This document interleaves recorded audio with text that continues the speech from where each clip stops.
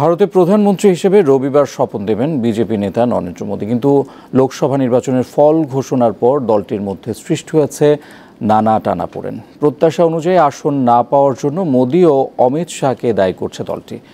সামনে এসেছে উত্তরপ্রদেশের মুখ্যমন্ত্রী যোগী আদিত্যনাথ ও প্রতিরক্ষামন্ত্রী রাজনাথ সিংহের সাথে মোদী অমিতের দ্বন্দ্বের বিষয়টিও।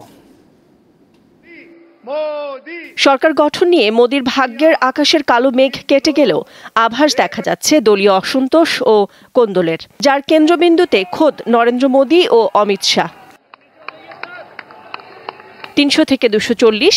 ২০১৯ সালে লোকসভা নির্বাচনের চেয়ে এবার ৬৩ আসন কমেছে নরেন্দ্র মোদীর দল বিজেপির। ফলে শরিকদের আবদার মেনে নিয়েই পদ্ম প্রতীকদের গঠন করতে হচ্ছে জোট সরকার। অথচ নির্বাচনের আগে জোর গলায় ৪০০ পার স্লোগান ছিল মোদী বাহিনীর মুখে মুখে।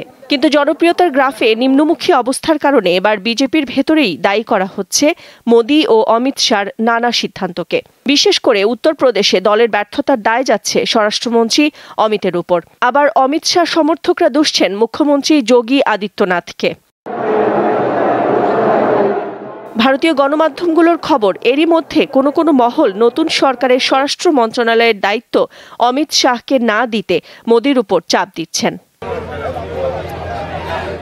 দলের পক্ষ থেকে অভিযোগ উঠেছে ২০১৯ সালের মতো একচেটিয়া জয় নিয়ে মোদী ফের ক্ষমতায় আসুক তা চাননি আদিত্যনাথ। মোদী অমিতের সঙ্গে আদিত্যনাথের সম্পর্কের তিক্ততা প্রথম প্রকাশ করেন দিল্লির মুখ্যমন্ত্রী অরবিন্দ কেজরিওয়াল। এরপর দেশটির বিভিন্ন গণমাধ্যম জানায় ১৮তম লোকসভা নির্বাচনে জয়ী হলে উত্তরপ্রদেশের মুখ্যমন্ত্রীর পদ থেকে সরিয়ে দেয়া হবে আদিত্যনাথকে। আর এটিকে উত্তরপ্রদেশের পরাজয়ের মূল কারণ বলে ধারণা দলের।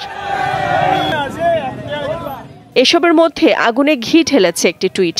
ভোটের ফল নিয়ে মঙ্গলবার টুইট করে দলের নেতাকর্মীদের শুভেচ্ছা জানান প্রতিরক্ষামন্ত্রী রাজনাথ সিং, কিন্তু সেখানে ছিল না মোদীর নাম। নাদিরা জাহান, দীপ্ত বার্তা কক্ষ।